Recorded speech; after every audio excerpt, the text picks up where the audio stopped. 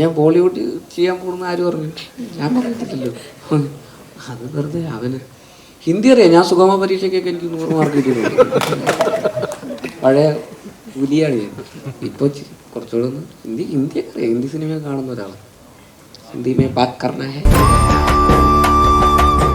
അങ്ങനൊന്നുമില്ല. അപ്പോൾ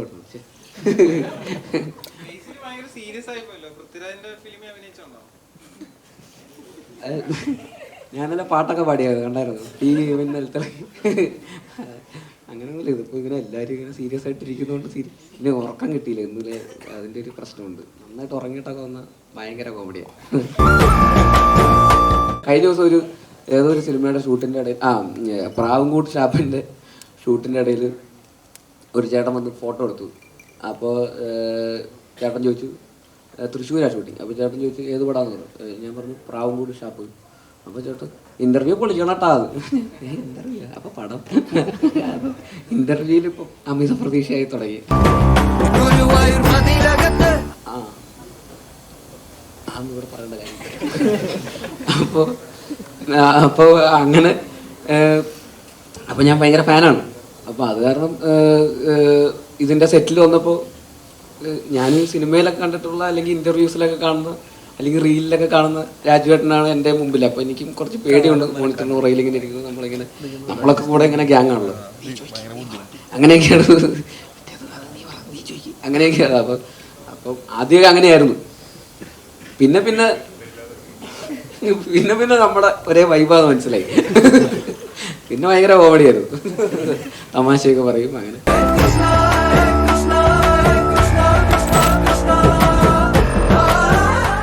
ഗുരുവായൂർ അമ്പലനടയിൽ എന്ന സിനിമ മെയ് 16 റിലീസാവാണ്.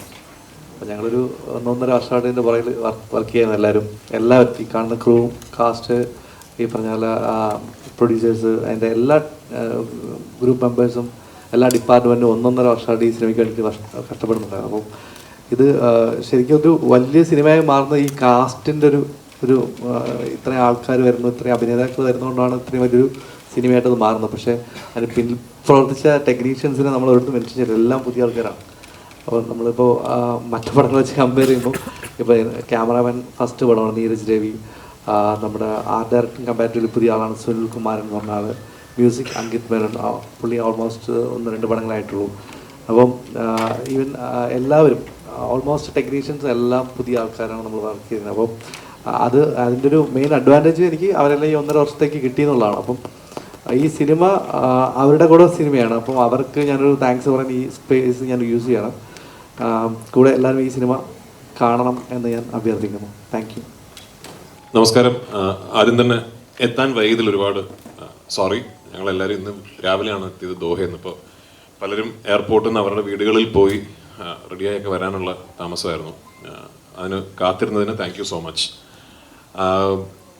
ഗുരുവായൂർ അമ്പലനടയിൽ എന്ന് പറയുന്നത് E4 എൻ്റർടൈൻമെൻറ്റും ഞാനും അസോസിയേറ്റ് ചെയ്യുന്ന 3ാമത്തെ സിനിമയാണ്.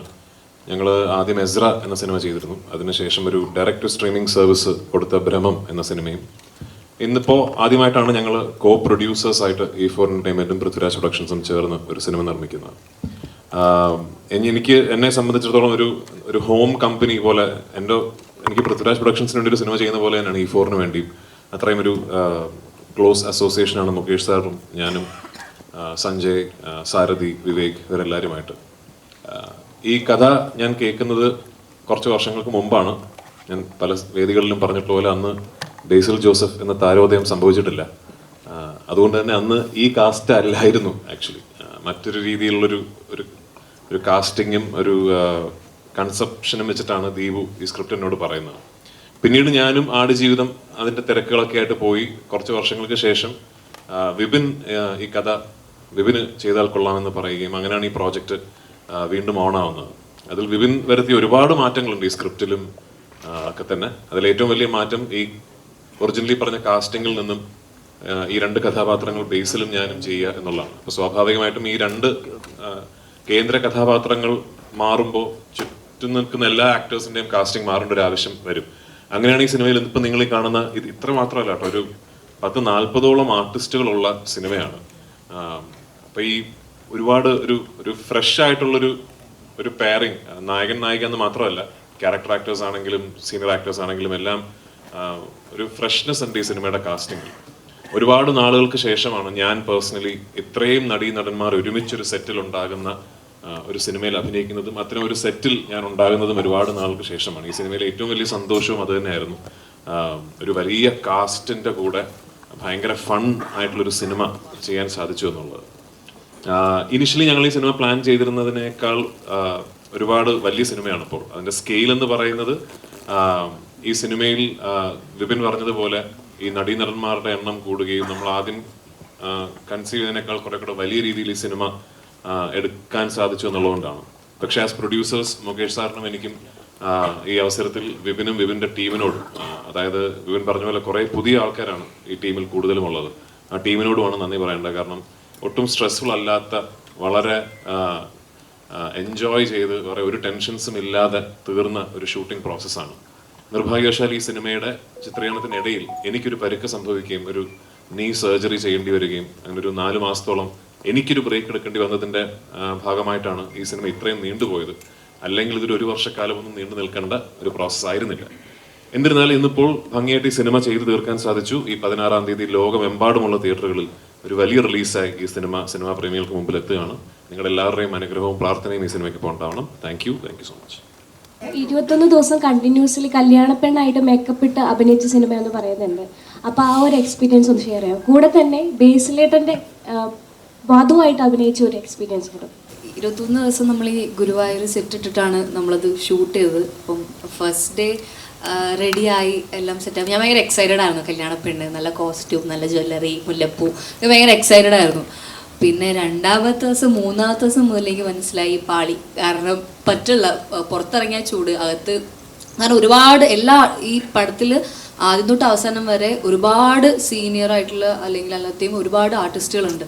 അപ്പം എല്ലാവരും കൂടി ഒരുമിച്ച് വരുന്നതാണ് ഈ ക്ലൈമാക്സ് മൊത്തത്തിൽ, എല്ലാ ആർട്ടിസ്റ്റും.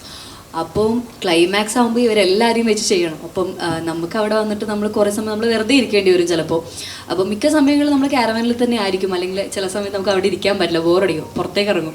അപ്പം അങ്ങനെയാണ് ഷൂട്ട് പോയിക്കൊണ്ടിരുന്നത്. ചിലപ്പം നമുക്ക് ഉറങ്ങാൻ പറ്റില്ല, കാരണം എനിക്ക് എത്ര സെറ്റ് വെച്ചുകൊണ്ട് ഉറങ്ങാൻ പറ്റില്ല, റെസ്റ്റ് എടുക്കാൻ പറ്റില്ല.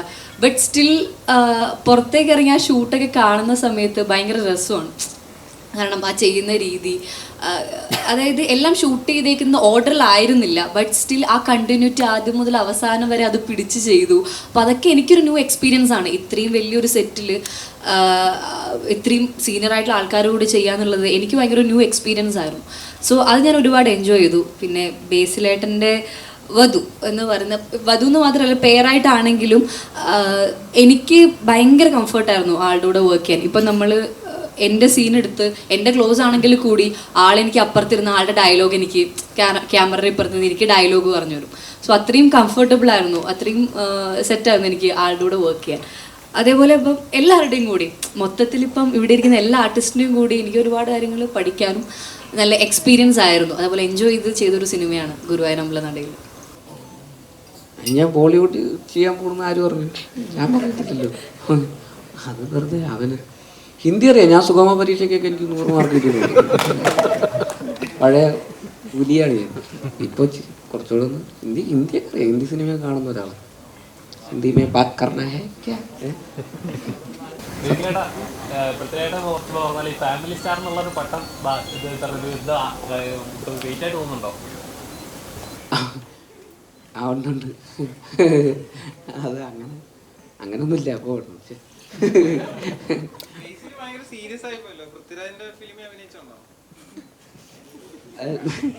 ഞാനല്ല പാട്ടൊക്കെ പാടിയത് കണ്ടായിരുന്നു. ഇന്നലത്തെ അങ്ങനെയൊന്നുമില്ല. ഇതിപ്പോൾ ഇങ്ങനെ എല്ലാവരും ഇങ്ങനെ സീരിയസ് ആയിട്ടിരിക്കുന്നതുകൊണ്ട് പിന്നെ ഉറക്കം കിട്ടിയില്ല. ഇന്നലെ അതിൻ്റെ ഒരു പ്രശ്നമുണ്ട്. നന്നായിട്ട് ഉറങ്ങിയിട്ടൊക്കെ വന്ന ഭയങ്കര കോമഡിയാണ്.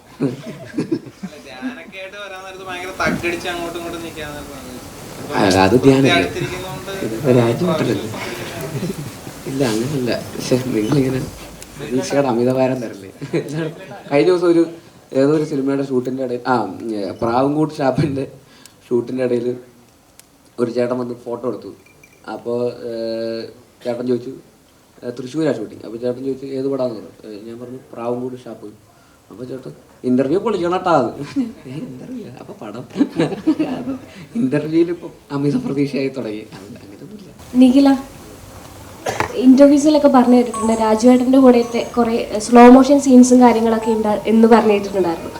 അപ്പം രാജുവേട്ടനിൽ നിന്ന് ഒരു നടി എന്ന നിലയിൽ രാജുവേട്ടനിൽ നിന്ന് എന്തൊക്കെയാണ് പഠിക്കാൻ പറ്റുക?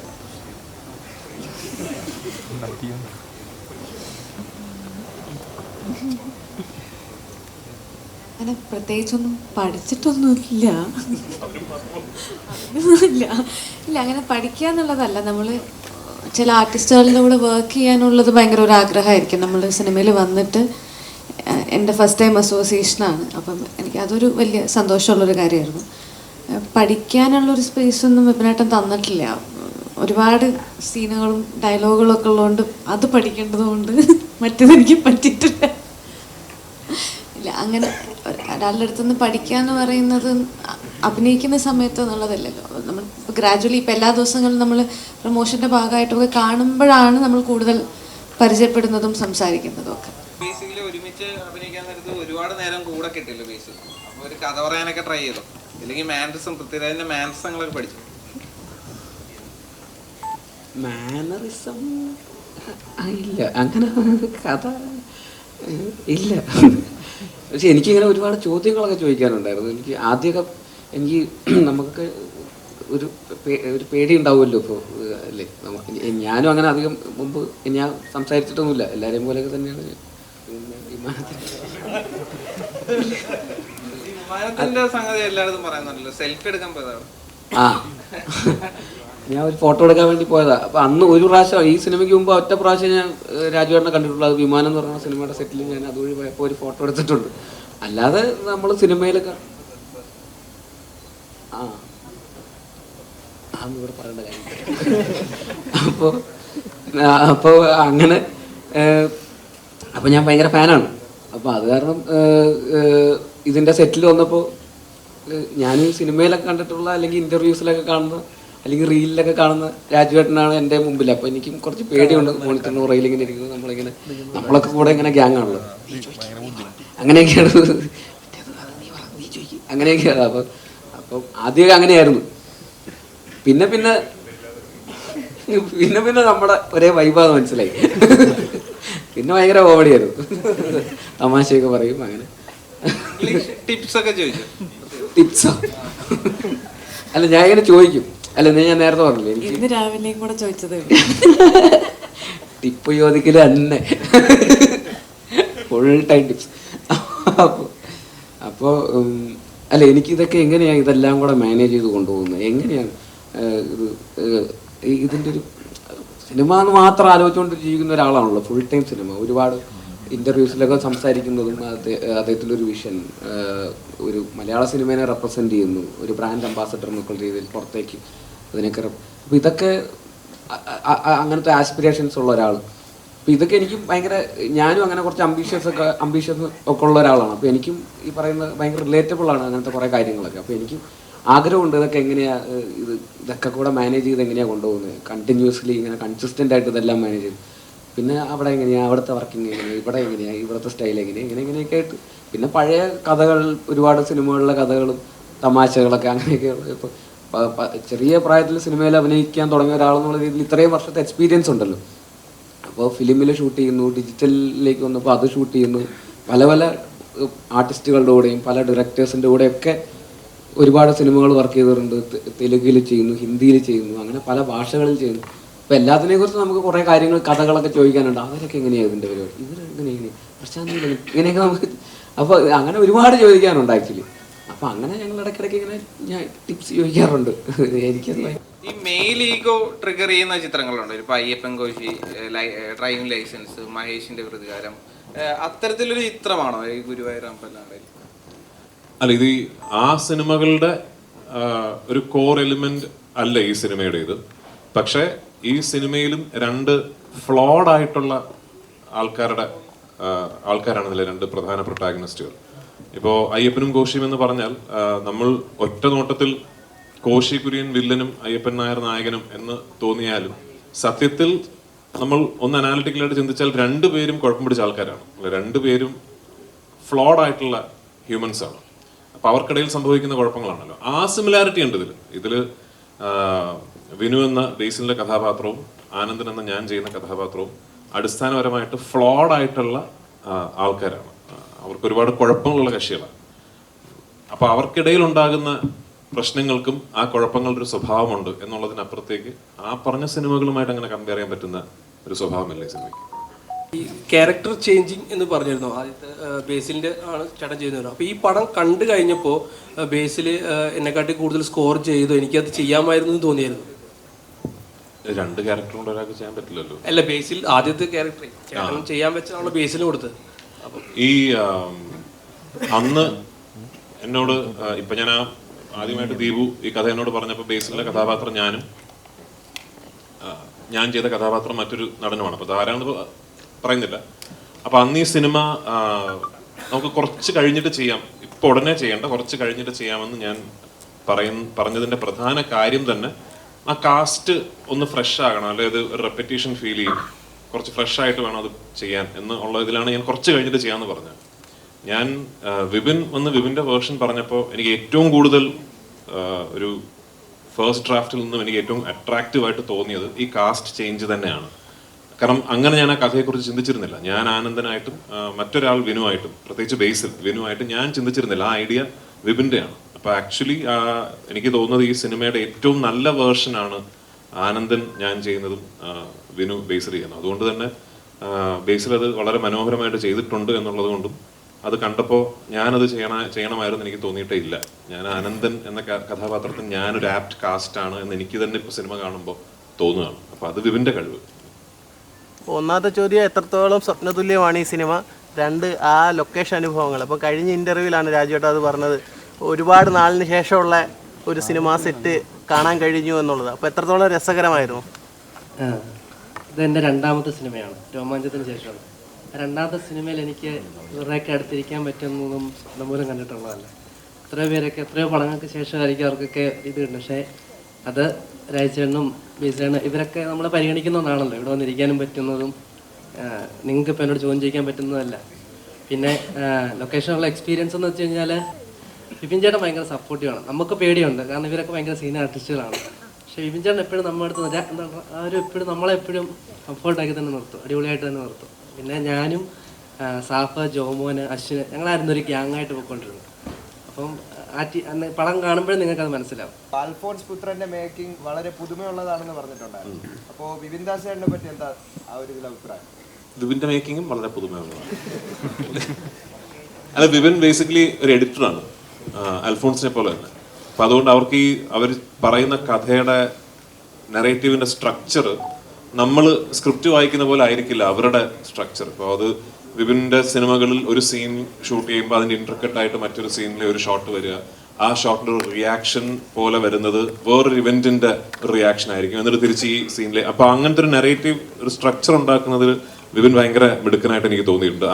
ആ രീതിയിൽ പറഞ്ഞതുകൊണ്ടാണ് ഗുരുവായൂരമ്പല നടയിൽ എന്ന സിനിമ ഇന്ന് എനിക്ക് ഇത്ര എന്റർടൈനിങ് ആയിട്ട് തോന്നുന്നത്. അപ്പോൾ തീർച്ചയായിട്ടും അത് വിപിൻ്റെ ഒരു കഴിവ് തന്നെയാണ്.